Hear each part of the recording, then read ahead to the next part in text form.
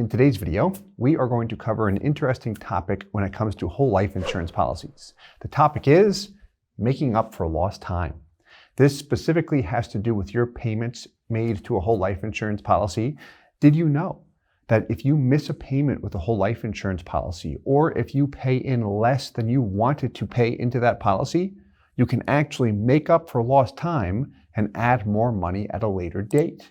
We're going to look at a demonstration of two policies actually. These are two policies that have been in force for a few years now, so you'll get to see what these two policyholders actually did. You'll see that year one, they started out with a large amount that they paid into the policy. Year two, they did not fund the amount that they had planned. However, year three, they had a good year. They had a lot of extra cash, so they decided to pay the maximum into the policy for year three, and also the money they did not add into the policy in year two. So it'll be interesting to see exactly what they did with their policies, how they're performing, and it will also give you an overview as to the work our company does when we're working with individuals in setting up their whole life insurance policies and then also working with them over the years. So let's begin with a little bit of information on this couple situation. So as we look at the details here, we've got a couple, both age 50. Husband is 50 years old. The wife is also 50 years old. When you look at the policy sizes, the wife's policy is larger, and a big reason we did that, or I should say a big reason they decided to do that, was due to the health ratings. So the husband received a standard non-smoker rating, which is the third best health class, and the wife received a preferred plus health rating, which is the top health class. So as a result of her having a more favorable health rating and cash value being the primary goal, we did decide to put a larger policy on her, although they both wanted policies on each other for a number of reasons. So we've got a larger policy on her.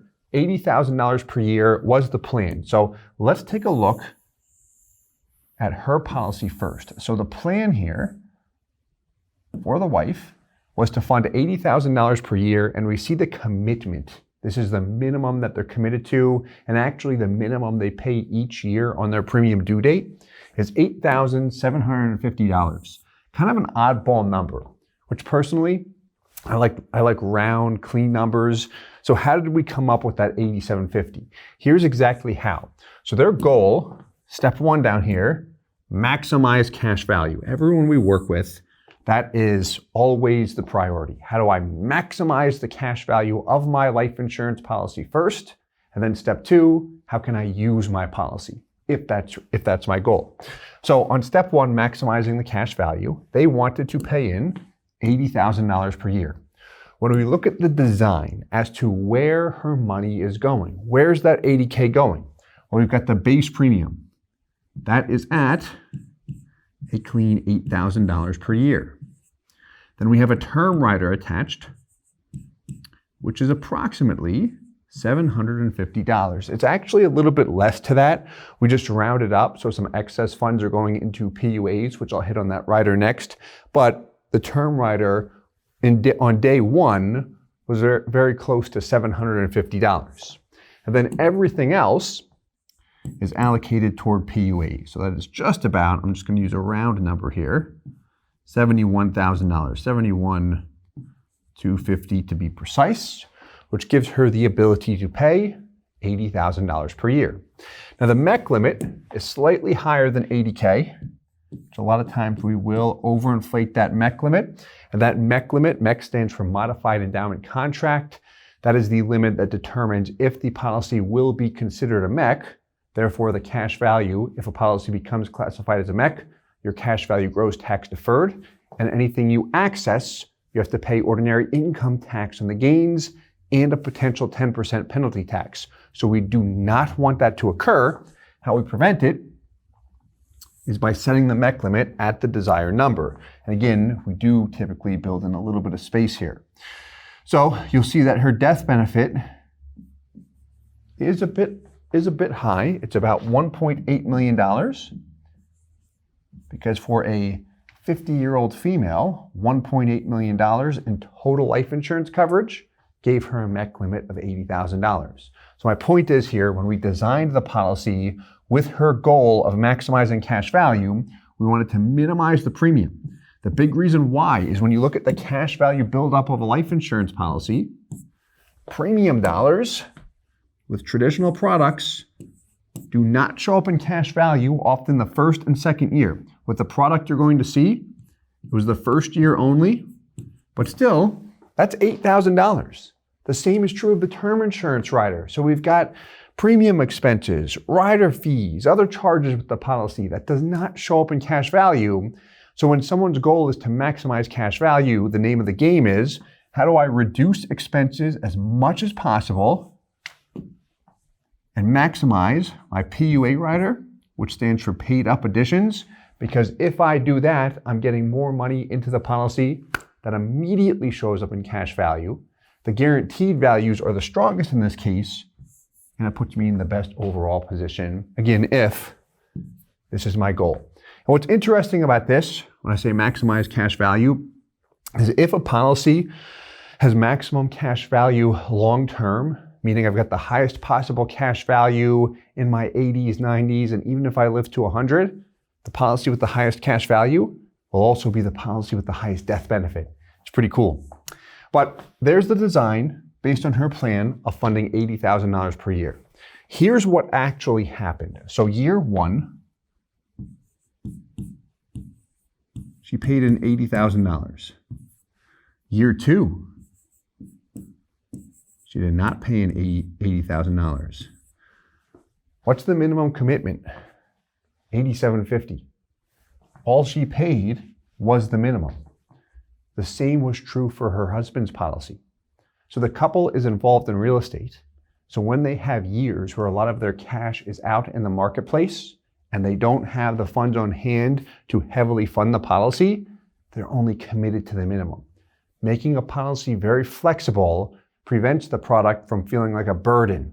So I don't have a large bill. A lot of people express that they like minimum premiums as low as they can drive it based on how much they're funding a policy with, so the policy does not feel like a burden. Let me commit to the minimum so it can add more funds at discretion.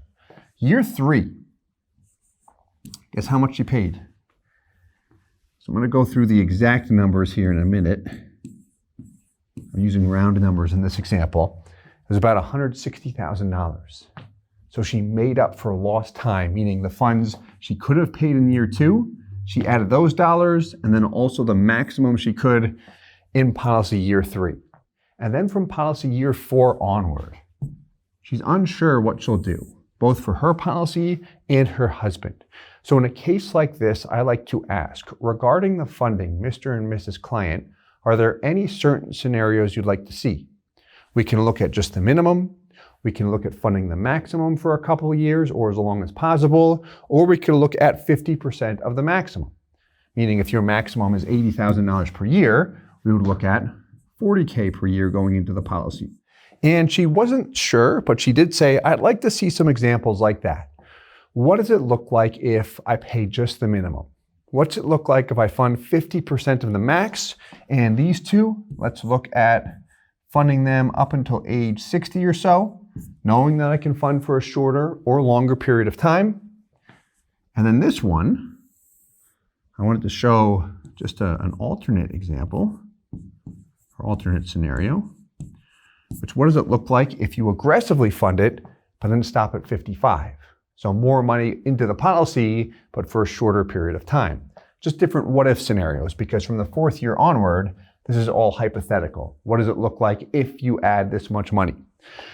So let's take a look. We're going to look at the wife's policy, and then we'll briefly look at the husband's, which is set up exactly the same, just with smaller dollar figures. So let's begin with an in-force illustration. So this is one page of an in-force illustration, but it provides the information needed to see what the policy looks like moving forward, and also what the cash value will be at the end of this policy year.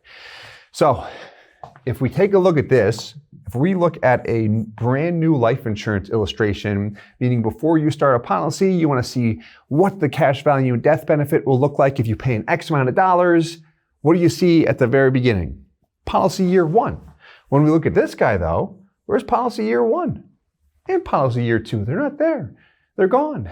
The reason why is because they have come and gone. They've passed already. Remember, she started the policy in 2020. So now it's 2022, and she's coming up on the end of policy year 3. So she started the policy in 2022.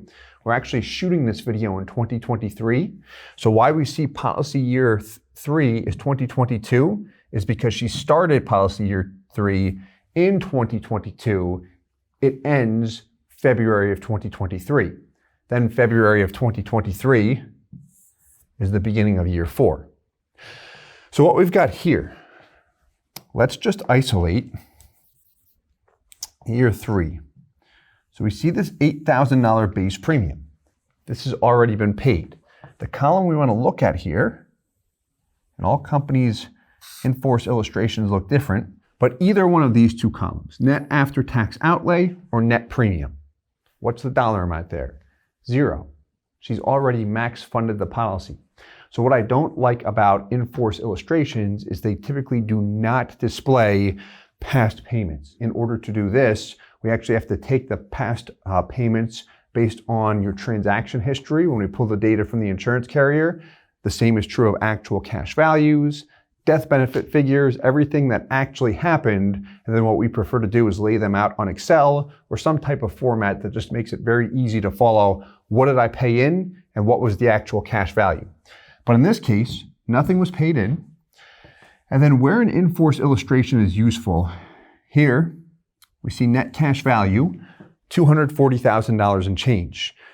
If we were to look at her online account today, before her policy anniversary date hits,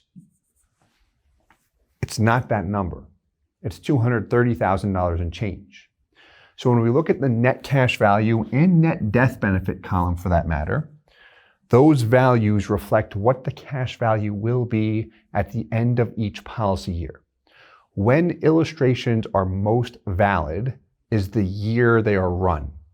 So for example, if I'm looking at a life insurance illustration and I see I'm paying in $10,000 per year, and by year 10, the cash value is going to be $130,000. It's probably not going to be $130,000 by year 10 because that illustration you're looking at assumes the company's present dividend interest rate, the company's present insurance expenses, everything that's occurring based on the year that that illustration was run. As that year passes, what we want to look at the end of the year is when the insurance company sends you your annual statement, does the cash value match the illustration? Then year 2, what we'll do is prepare an in-force illustration, which is this, and see exactly what the cash value is illustrating by the end of year 2, and then again, match that with the annual statement. And what we've seen, as we've tracked the actual performance of policies, is that illustrations are valid from year to year. A lot of extra info there. All right, let's continue on. So we see what the value will hit at the end of this year, which is happening soon in February of this year. And then what this illustration displays is paying just the minimum, $87.50. Let's scroll down a little bit here, through policy year 10. So as we look at this guy, what do we see? Net after-tax outlay, $87.50. Stops at year 10, right before she turns 60 years old. So here's payments, and here's the cash value growth. Here's one thing I want to hit on, which was a question she had. And a lot of times people ask this question. The dividend here, I see that it's about $3,100. What's my cash value growth here? 240 to 257. What's the actual growth? You paid in $87.50. That's your money going into the policy. So we don't want to include that in the growth. We're going to back that out. So if we back out $87.50, is the growth more or less than that figure? It's more. It's over $7,000 if you have a calculator. We're going to look at it soon on a spreadsheet. But my point is, the net cash value growth is greater than the annual dividend column because that end of year dividend column excludes the guaranteed portion of growth associated with the policy. So what we like to do when someone asks, what did my policy grow by last year, is show the net dollar amount. This way we can see exactly what we received in total cash value growth from the insurance company. We can see the dividend as well, but personally, I just want to see the net number, like what's the total dollar amount the insurance company gave me, and that will not always be on the insurance company's literature or online portal. Typically, we see just the dividend, which is just the surplus piece. All right, so this illustration displays the minimum only through year 10. She can fund for a shorter or longer period of time if she wants. Let's look at the max fund example next. So when we take a look at this, exact same thing. There's our cash value. Nothing paid in year 3 because she's already funded it. I forgot to highlight this in the last one, Preferred Plus, which is the top health class rating. And when she started the policy, she was 50. So she is older now, obviously, because we're a few years into the policy. And in this example, I want to highlight the amount that's being paid in and then also what you see in red. So the amount being paid in is what? $80K per year. Highlighted in red, what do you see? 0. How about to the left? $8,000 under the base premium column. So what this represents here is in year 7, her out-of-pocket is 0. This is the example assuming she wants to stop funding by age 55. It's 0, but the premium's still due. So this example illustrates a premium offset. You'll see it at the last page of the in-force illustration, but a premium offset elects for the dividends and interest in the policy to cover the premium. And then everything left over is kicked back into cash value. Main thing I'm interested in is the policy still growing. And in this example, with no payments, yes it is. It's about 20K in this particular example. Was 515, I paid 0 in, now it's 535. All right. Then we see the death benefit drop here and the premium go away because we exercised a reduced paid up, which eliminates the premium altogether. That is an option we have to exercise.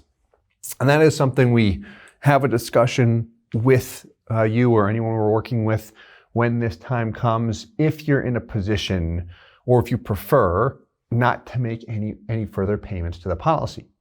Once we execute this reduced paid up, we cannot make more payments. However, if we exercise it, you will see a nice little jump on the internal rate of return. A lot of times when people are nearing retirement or they hit a stage in life where they say, I don't want to pay anything in, yeah, I'll borrow and repay, or perhaps I'll use the policy for income, but I don't want to pay anything into the policy. The reduced paid up option is a nice option to be aware of. But we want to highlight some things as far as the effect it has on the policy with the death benefit and such. But to get back on track here, what do we got? 80K per year through age 55. So let's take a look at this guy, which is going to lay the 3 scenarios out side by side. 3 scenarios. What's it look like if I pay in the minimum, 50% of the max, and then also max funded? So what we've got on the left is that illustration we saw with a nice breakdown. So minimum premium only, base premium plus term rider, there's your minimum commitment. What you see in these lines, years 1 through 3, is what's already happened. So she's paid the $87.50 each year.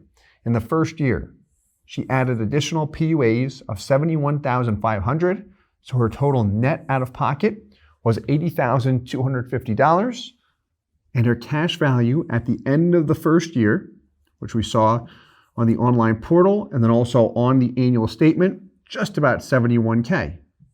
Net death benefit, 1.8, combination of the whole life death benefit and term rider. Year 2, only paid the minimum. No additional PUA payments were made.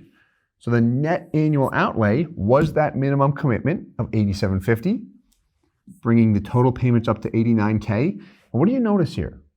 So if you just add $87.50 to $70,000 and change, you're still under $80K in terms of total cash value. What this means is the policy produced a gain this year, which is fantastic. Then this is really cool. Look at this. Pays the minimum, and then also dumps in a huge PUA payment.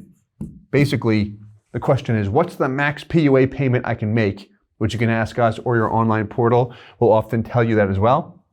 Sent it in. Total annual outlay for the year, $167.50. Total payment she's made now. She's actually paid this into the policy, about $250,000 cash value, $240 in February, so in a couple weeks from now. And then death benefit still at 1.8. So beginning year 4, here it is. What's it look like if you pay just the minimum? $87.50 per year. There's my cash value, just about breaking even in year 4.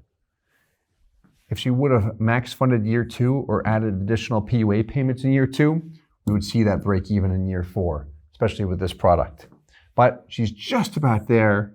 Year 5, she's positive, stops funding it in year 10, keeps on growing. Sweet.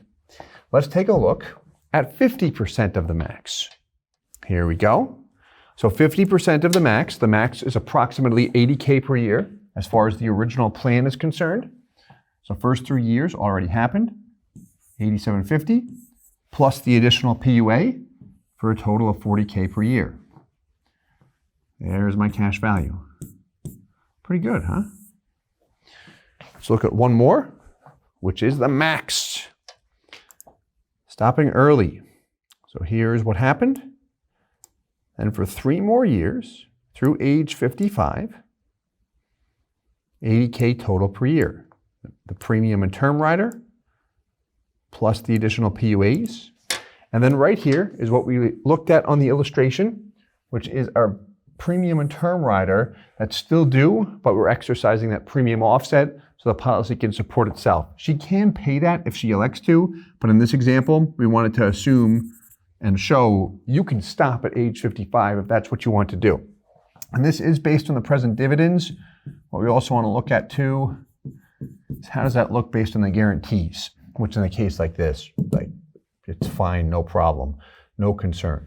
Let's look at another thing with her policy, and then I'll highlight the husband's policy very, very quickly. Her other question had to do with dividends. Remember that topic on the dividends? If we go back to that illustration, we can look at this example. In fact, I like this one more. Look at year 7. Pays in nothing. That's where we've got that 0. So pays in nothing. The dividend, it's almost $5,500. Yet the cash value growth is what? About $20,000.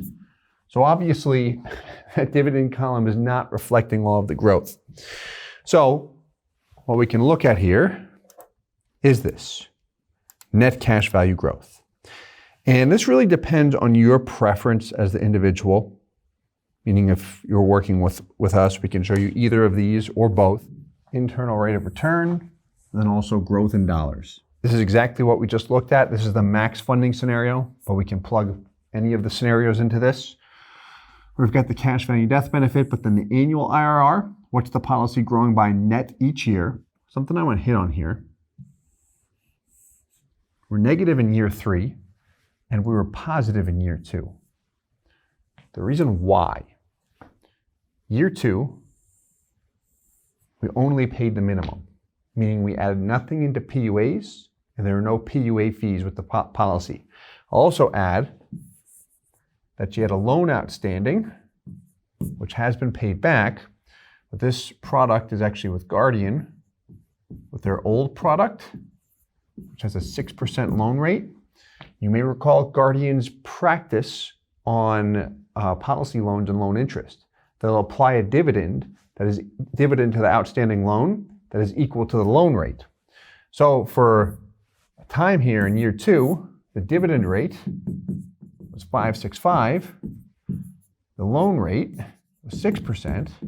So the outstanding loan was receiving a slightly higher dividend rate, which helped push that IRR a little bit higher than it would have been without a loan outstanding.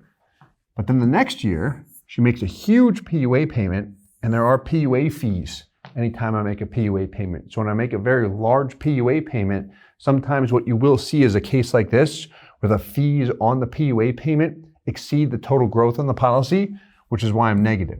Now, rest assured, as time passes, it will accelerate faster if you actually practice this. So what happens is you can see this by next year, with the 80K per year going in, the IRR picks up the pace. Nice. So it's the annual internal rate of return. If you said, hey, what's the net IRR, net growth rate the policy actually grew by this year, the annual IRR, we could look at that. And there's the average internal rate of return, which will factor in all payments. And you'll see that you're no longer in the red when we hit our break-even point, which is when you have more money in cash value than what you've paid into the product. Fun stuff, right? I thoroughly enjoy this. All right, and then we've got the growth, but in dollars, which is very similar. So exact same thing, cash value growth, there we go.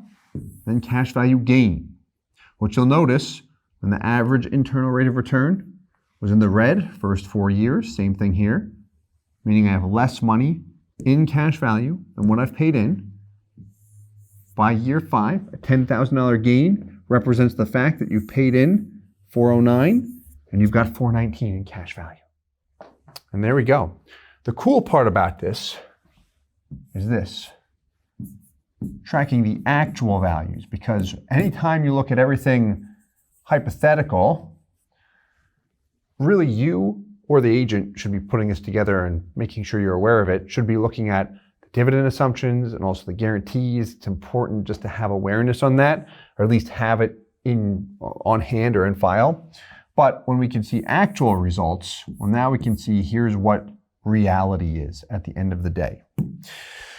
So we can look at the same thing for the husband, and we've got the exact same thing here. So we see what actually happened, his minimum commitment. If we glance at his in-force illustration, what do we see? Non-smoker rating, reduced paid up after year 10, but the same thing from a planning perspective.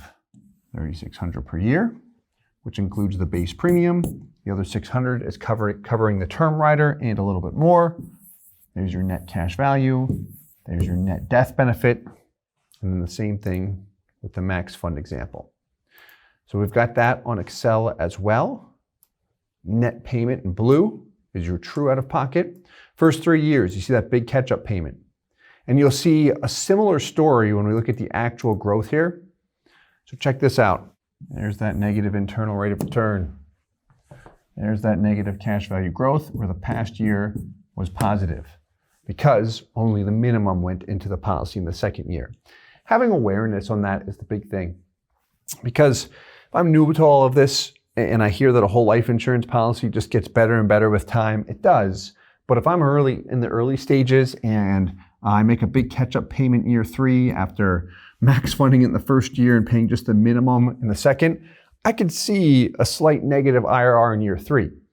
And if I'm new to all of this, that could be a cause of concern. I would begin to question things, asking, okay, why is that the case? It should be compounding. Well, due to the large PUA payment and the fees associated with that, that's what drags the IRR and cash value growth down a bit that year. But it does get better and better. Like that does work in the couple's favor quite a bit, really beginning the next year and every year from that point forward. So I would still do this if I was them or if I were in their position, but that may come up in question because it's our money. Like, why did it go down when it's supposed to go up every year, especially during the past year when it did? But a lot of info there. I hope you enjoyed this one. I had a lot of fun with it. The next video, we're going to look at step 2, which will go over helping them use the policy. And you can really see how we work with individuals then, which we like to look at the combined values and then look at loan scenarios. I mentioned very quickly that they are heavily involved in real estate. So looking at your combined values to see, hey, if we take a policy loan, say it's the max loan from both policies, and elect to go out in the marketplace, this is what we're very good at, real estate. We're going to do our thing here. Steve, show us how the policy is impacted if we take a loan and if we only pay interest or if we pay it back aggressively or over a long period of time. What we found a lot of people like to look at in those particular cases is what are the total gains on the policy? What's the annual growth compared to the annual interest I'm paying, and then also the total interest I've paid. This way, from purely an insurance product perspective, I can see, did it work out in my best interest, or did it hurt me? Meaning, did I pay a bit more in loan interest than what I actually gained? Meaning what the insurance company paid me. So we'll look at that in our next video. I hope you enjoyed this one. I had a lot of fun with it. If you did, please let us know. You can always hit the like button, subscribe for more, leave any questions or comments below, and I hope this helps. Thanks so much. Hey guys, Steve Parisi here. If you enjoyed the content you just saw, please subscribe, like, and hit the notification bell for future videos. If you'd like more information or to see some custom policies for yourself, feel free to call or email our offices at the contact information below.